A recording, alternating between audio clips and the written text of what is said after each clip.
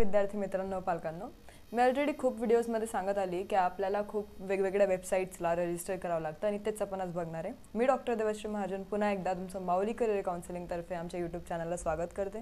तुम्ही आतापर्यंत सबस्क्राईब केलं नसेल तर नक्की करा आणि बेल आयकॉनला क्लिक करा, कारण तुम्ही एक पण नोटिफिकेशन जे ते मिस नको करायला।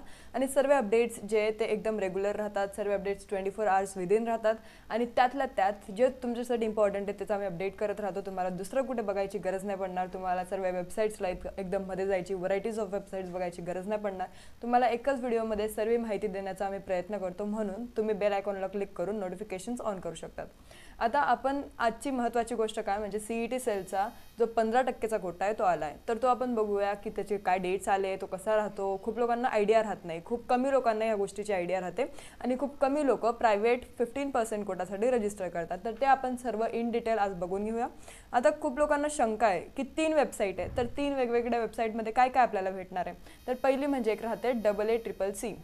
मी ऑलरेडी तुम्हाला खूप वेळेस सांगितलं आहे की आपले जे वेबसाईट्स आहेत खूप व्हरायटी ऑफ वेबसाईट्स राहतात। जेव्हा आपण काउन्सिलिंग करत राहतो, जेव्हा आपण काउन्सिलिंगमध्ये उतरत राहतो आणि आपल्याला एक पण गोष्ट नीट सेग्रिगेट होऊन समजून घेत नाही आपण आणि आपल्याला ती समजत सुद्धा नाही, म्हणून कधीतरी आपल्याला एक काउन्सिलिंगची गरज पडते। म्हणून आधीच एक काउन्सिलर लावून घ्या, कारण तुमच्या जे काही स्टेप्स आहेत ते चुकीचे नको पडायला आणि तुमच्याकडून काही चुकी नको व्हायला की एखादा चांगला काउन्सिलर तुम्ही जॉईन करू शकता। जर तुम्हाला आमची पेड काउन्सिलिंग घ्यायची असेल तर तुम्ही 8275518480 या नंबरला कॉन्टॅक्ट करून व्हॉट्सअपला मेसेज सेंड करू शकतात।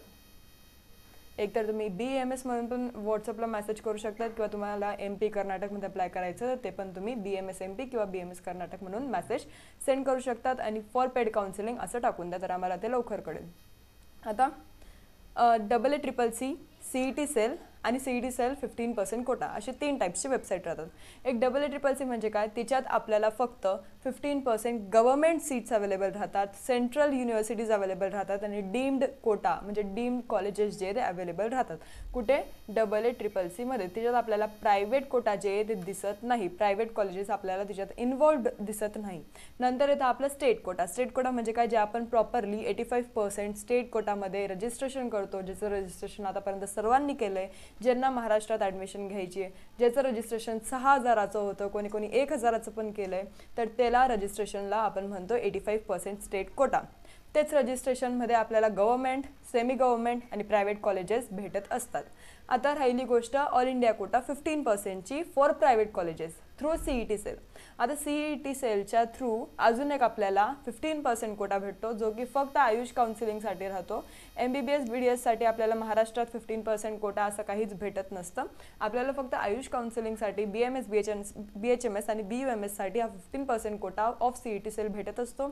याच्यात आपल्याला डिपॉझिट लागतं, डिपॉझिट म्हणजे 50,000 आणि प्लस तुमची जी काही रजिस्ट्रेशन फी आहे 2000 ती तुम्हाला लागत असते। 2000 ती आहे ती नॉन रिफंडेबल असते आणि 50,000 जी आहे ती रिफंडेबल असते। आता याचं रजिस्ट्रेशन कोणी करावं आणि कसं करावं हे सर्व आपण आजच्या व्हिडिओमध्ये डिटेलमध्ये सर्व समजून घेऊया, तर तुम्हाला सर्व गोष्टी जे आहेत ते लवकरात लवकर क्लिअर होतील। आणि आता राहिली गोष्ट 15% कोटाची, तर यात फक्त प्रायव्हेट कॉलेजेस इन्व्हॉल्व्ड राहतात, ते पण फक्त 15% कोटामध्ये प्रायव्हेट कॉलेजेस राहतात, 85% मध्ये आपलं स्टेट कोटामध्ये राहतात। जर इन केस तुमचे 100 सीट्स आहेत तर 100 सीट्समधून ऑलरेडी 85 सीट्स जे ते स्टेट कोटाला गेले, 15 सीट्स जे प्रायव्हेट कॉलेजेसचे ते गेले आपले 15% कोटाला, तर तुम्हाला 15 जागा जे तिच्यात लागायचे चान्सेस राहतात। आता या 15% कोटामध्ये कोण कोण अप्लाय करू शकतात, तर सर्व लोक अप्लाय करू शकतात। सर्व कोण, ओव्हरऑल महाराष्ट्रातले, ओव्हरऑल इंडियामधले सर्व ज्यांच्याकडे डोमेसाईल नाही आहे ते लोक सर्व अप्लाय करू शकतात। याच्यात डोमेसाईलची गरज नाही राहत। आता खूप लोक जे मायग्रेटेड राहतात, म्हणजे कसं ते गुजरातला जातात, कर्नाटकला मायग्रेटेड राहतात किंवा दुसऱ्या कोणत्या स्टेटमध्ये मायग्रेटेड राहतात आणि त्यांची इच्छा असते की आपल्याला महाराष्ट्रात जे कॉलेजमध्ये ॲडमिशन घ्यायची, आपल्याला महाराष्ट्रात BMS करायचं आहे, तर त्या लोकांसाठी काय ऑप्शन आहे, तर ते CET सेल थ्रू रजिस्टर करू शकतात। CET सेल थ्रू म्हणजे कसं, ज्यांचे मार्क्स कमी आहे किंवा ज्यांचे मार्क्स जास्त पण आहे आणि त्यांना एक चांगलं प्रायव्हेट कॉलेज पाहिजे, तर प्रायव्हेट कॉलेजची कमी कट ऑफवाली जी लिस्ट आहे ती ऑल इंडिया कोटा थ्रूच रिलीज होते आणि त्याच्यात त्यांना ॲडमिशन भेटू शकतं। इन केस जर तुमचे मार्क्स कमी आहे तर तुमच्यासाठी हे बेस्ट ऑप्शन आहे आणि तुमचे मार्क्स जर जास्त आहे तुम्हाला एक चांगलं कॉलेज पाहिजे तर त्याच्यासाठी पण तुमचं हे बेस्ट ऑप्शन राहील की तुम्ही ऑल इंडिया कोटा 15% साठी रजिस्टर करावं। आपण इन डिटेल सर्व बघणार आहे। आता शेड्यूल तुम्ही बघितलं असणार ऑलरेडी की आपलं तर अजून काही आलं नाही आहे। इथं आपल्याला दिसतंय, इथं आपल्याला सर्व शेड्यूल जे ते येत असतात। कुठे, आपण ॲडमिशन पोर्टलवर जात असतो, ॲडमिशन पोर्टलला क्लिक केल्यानंतर इथं आपल्याला सर्व नीट UG वगैरे दिसत असतात। इथं आपण खाली जर गेलं तर हे असतं all India Kota 15% for Ayush courses. हे तुम्हाला दिसत असेल. अजून इथं काहीच अपडेट नाही आहे. इथं जेव्हा आपल्याला असं न्यू दिसेल तेव्हा आपल्याला समजेल की अरे इथे शेड्यूल आलेलं आहे. मग आता शेड्यूल आलं कुठे, जर इथं नाही तर ते त्यांच्या ट्विटर अकाउंटला आलं आहे. ट्विटर अकाउंट म्हणजे कुठे, इथं आपल्याला दिसत असतं की त्यांचं हे ट्विटर अकाउंट आहे. ह्या ट्विटर अकाउंटला जेव्हा तुम्ही क्लिक करणार त्याच्यामध्ये त्यांनी पोस्ट केलेली आहे की आम्ही जे शेड्यूल आहे ते लवकरात लवकर स्टार्ट करणार आहे आणि लवकरात लवकर आमची जी ऑल इंडिया कोटाची काउन्सिलिंग आहे ती सुरू होणार आहे. मी तुम्हाला एकदा इथं लाईव्ह दाखवून देते म्हणजे तुम्हाला ज्या गोष्टी आहे ते लवकरात लवकर क्लिअर होतील. हे बाकीचे सर्व राऊंड्स त्यांनी पब्लिश केले. आपण फक्त कॅप राऊंड 1चं बघू, ते पण 15% कोटाचं. आता इथे तुम्ही बघू शकतात नीट UG 2025 Ayurveda homeopathy Unani 15% all India Kota as per year 25-26. Process of online registration, online payments and document uploading of scanned original documents for admission to NEET UG 2025 for all India quota seats 15% in private unaided minority Ayurveda, homeopathy and Unani institutions only. आता यांनी इथं clear सांगितलंय की आपल्याला फक्त प्रायव्हेटसाठी इथं apply करायचं आहे. आपण याचे डेट्स बघून घेऊ की डेट्स काय काय. जर आपण बघितलं कोर्स कोणता आहे BMS, BHMS आणि BUMS. रजिस्ट्रेशनची जी डेट बघितली तर ती 1 तारखेपासून 1/9/2025 ते 5/9/2025 मध्ये आपल्याला दिसतंय की त्यांचं रजिस्ट्रेशन जे ते स्टार्ट होणार आहे. प्रेफरन्स डेट काय, 8 ते 10 पर्यंत आपल्याला जी प्रेफरन्स लिस्ट आहे ती भरायची आहे. कॅप राऊंड कधी स्टार्ट होईल, 12 तारखेला तो स्टार्ट होईल आणि फिजिकल जॉईनिंग काय 13 ते 17 तारखेपर्यंत फिजिकल जॉईनिंग आपल्याला करायची आहे. कॅप राऊंड म्हणजे काय, रिझल्ट, आपला रिझल्ट कधी येईल तर तो 12 तारखेला आपला निकाल येणार आहे. आपल्याला चॉईस फिलिंग कधी करायची तर 8 ते 10 पर्यंत आपल्याला चॉईस फिलिंग करायची. 2च दिवस दिले गेलेले आहे आणि रजिस्ट्रेशन आपल्याला 1 ते 5 तारखेपर्यंत करायचं आहे. आता तुम्ही लोक म्हणणार की आम्ही तर रजिस्ट्रेशन ऑलरेडी केलंय तर ते चालेल का, तर नाही. तुम्ही जे रजिस्ट्रेशन केलं होतं ते केलं होतं CET सेलच्या ऑफिशियल वेबसाईटला, जे की आपण सर्वांसाठी कॉमन केलं होतं. MBBS, BDS, BHMS, BAMS सर्वांसाठी आपण कॉमन रजिस्ट्रेशन केलं होतं. तर ते कॉमन रजिस्ट्रेशन इथं गृहीत धरलं जाणार नाही. आपल्याला 15% कोटासाठी नव्याने रजिस्ट्रेशन करावं लागतं आणि परत आपल्याला सेम प्रोसेस, सर्व डॉक्युमेंट्स जे ते सर्व अपलोड करावं लागतात. परत ते स्कॅन करून अपलोड केल्यानंतर आपल्याला परत 50,000 रुपये डिपॉझिट आपल्याला वेगळी द्यावी लागते आणि प्लस आपल्याला 2,000 जे ते वेगळे द्यावे लागतात. 2,000 काय आहे रजिस्ट्रेशन फी आणि 50,000 काय आहे तर सिक्युरिटी डिपॉझिट आहे, जे की रिफंडेबल राहतं आणि हे रिफंडेबल राहत नाही, हे सबमिट होऊन जातं. तुम्ही ऑलरेडी 6,000चं केलं असेल ते मान्य आहे की तुम्ही केलं आहे, पण ते इथं गृहीत धरलं जाणार नाही. ती एक वेगळी गोष्ट होती, ही वेगळी गोष्ट आणि AA-CCC अजून वेगळी वेबसाईट आहे. हे सर्व जंबल नको व्हायला म्हणून तुम्हाला एक काउन्सिलरची गरज पडते, कारण सर्व जम्बलिंग झाल्यावर ना आपण कोणती तरी डेट मिस करतो आणि जिथं आपल्याला रजिस्ट्रेशन करायचं राहतं तिथं आपण करायचं विसरतो आणि दुसरीकडे करतो आणि आपला नंबर तिथं लागत नाही. म्हणून हे सर्व तुमच्यासोबत नंतर नको व्हायला, म्हणून आत्ताच जे ते निवांतपणे सर्व विचार करा की तुम्हाला कुठे काय ॲडमिशन घ्यायची आहे. मी तुम्हाला क्लिअर आउट करते की काय गोष्ट आहे. आता जर आपण बघितलं ऑल इंडिया कोटामध्ये आणि स्टेट कोटामध्ये काय फरक आहे, तर आपल्याला आता इथं क्लिअर एकदम चार्ट दिसतोय. तुम्हाला हे क्लिअर होत असेल हे बघून तरी की आता काय डिफरन्स आहे. एक्झॅक्टली ऑल इंडिया कोटा 15% मध्ये आणि स्टेट कोटा CET सेलमध्ये. आता ही जी ऑल इंडिया कोटा आहे ना ही कंडक्ट होते CET सेल थ्रूच, पण हिच्यात फक्त जे प्रायव्हेट कॉलेजेस राहतात आयुषमध्ये ज्यांची 15% सीट्स राहते तीच अवेलेबल राहते. पण स्टेट कोटामध्ये काय, स्टेट कोटामध्ये गव्हर्नमेंट, सेमी गव्हर्नमेंट आणि प्रायव्हेट तिघी गोष्टी अवेलेबल राहतात. इथं महाराष्ट्र CET सेलच याला कंडक्ट करत राहते. दोघींना CET सेलच कंडक्ट करते, काही वेगळी गोष्ट नाही आहे. AA-CCC फक्त 15% गव्हर्नमेंट कोटासाठी आहे. जसं आपलं MCC राहतं ना MBBS BDS साठी, तशी सेम AA-CCC आहे. पण हे त्यांनी एक वेगळं आपल्याला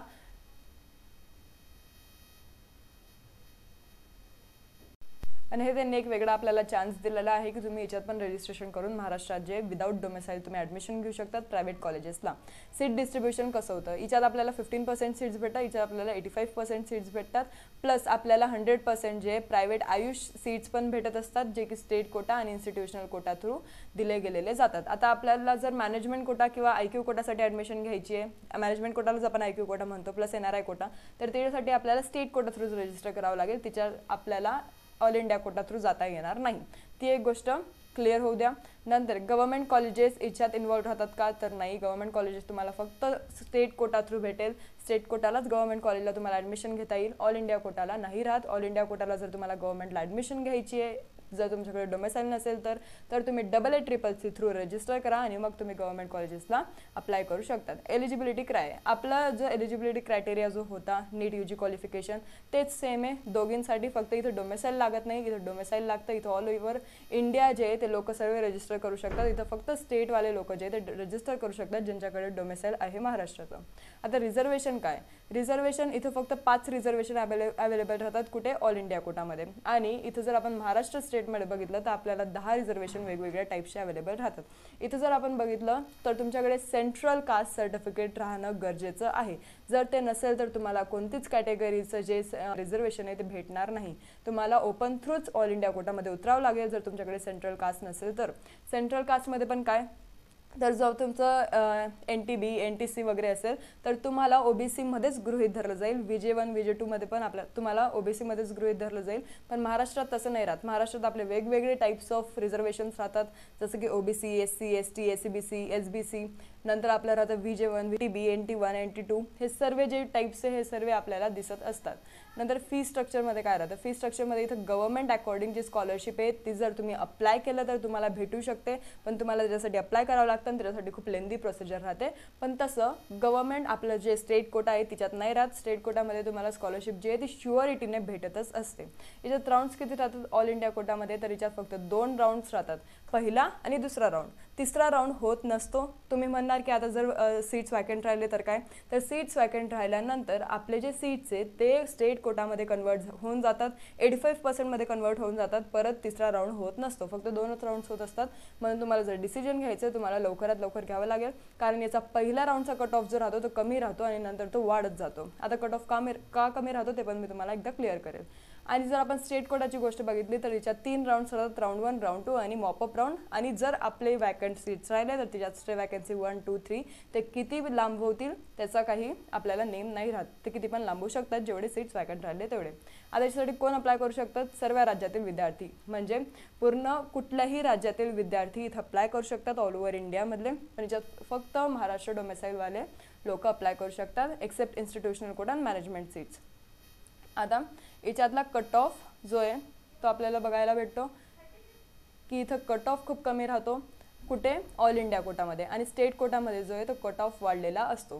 का, कारण इथं 50,000 डिपॉझिट राहतं म्हणून काही जास्त लोक इथं रजिस्टर करत नसतात. पण स्टेट कोटामध्ये खूप सारे लोक रजिस्टर करतात, कारण ही जी रजिस्ट्रेशन आहे ही कॉमन आहे. ऑल इंडिया कोटा 15% मध्ये खूप कमी लोकांना माहीत असतं. खूप लोकांना माहीत पण नसतं की अरे ऑल इंडिया कोटा 15% नावाची कोणती तरी गोष्ट राहते. इन केस जेव्हा रिझल्ट्स अनाऊन्स होऊन जातात ना तेव्हा लोकांना समजतं की अरे ऑल इंडिया कोटा 15% पण राहतं. आणि नंतर मग लोक सेकंड राऊंडमध्ये रजिस्ट्रेशन करायला जातात आणि सेकंड राऊंडमध्ये मग जो कट ऑफ आहे तो वाढलेला असतो.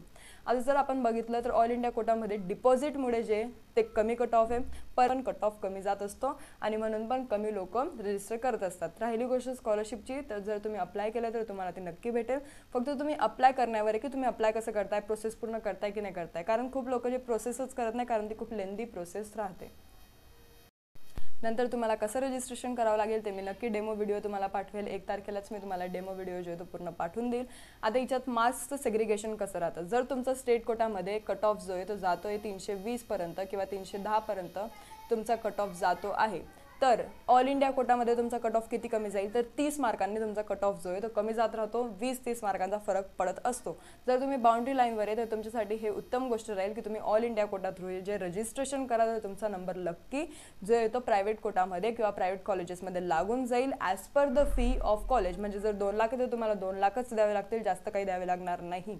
आता जर तुमचा 310चा कट ऑफ स्टेट कोटाचा, तर ऑल इंडिया कोटामध्ये तुम्हाला 290 पर्यंत तो कट ऑफ गेलेला दिसेल किंवा 280 पर्यंत तो कट ऑफ गेलेला दिसेल, कारण 20-30 मार्काचा फरक इझिली पडत राहतो या दोघी काउन्सिलिंगमध्ये. कारण एक तर रजिस्ट्रेशन कमी राहतं, नंतर कॉलेजेस पण थोडे जास्त राहतात, मीडियम कॉलेजेस राहतात, मीडियम नंबर ऑफ कॉलेजेस, आणि नंतर याच्यात डिपॉझिट जास्त असल्यामुळे जास्त लोक इंटरेस्टेड राहत नाही आणि हे खूप कमी लोकांना माहीत राहतं. म्हणून याच्यात नंबर लागायची शक्यता आपली खूप चांगली राहते. चांगल्या कॉलेजचे कट ऑफ जे ते कमी गेलेले राहतात, म्हणून आपल्याला एक चांगलं कॉलेज, बेस्ट कॉलेज भेटेल याची आपण खात्री ठेवू शकतो. जर तुम्हाला काही पण डाऊट असला तर तुम्ही कमेंट सेक्शनमध्ये नक्की कमेंट करू शकतात. जर तुम्हाला पेड काउन्सिलिंग घ्यायची असेल तर तुम्ही आमच्या नंबरशी कॉन्टॅक्ट करू शकतात. इट्स 8275518480. त्या नंबरवर कॉन्टॅक्ट केल्यावर तुम्ही फक्त एक मेसेज टाका की तुम्हाला कोणती काउन्सिलिंग पाहिजे आहे. तुम्ही व्हॉट्सअप चॅनल आतापर्यंत जॉईन केलं नसेल तर नक्की जॉईन करा. त्याच्यात सर्व अपडेट्स जे ते टाईमली अपडेट होत राहतात आणि टाईमली आम्ही शेअर करत राहतो. अजून सबस्क्राईब केलं नसेल तर नक्की सबस्क्राईब करा. धन्यवाद.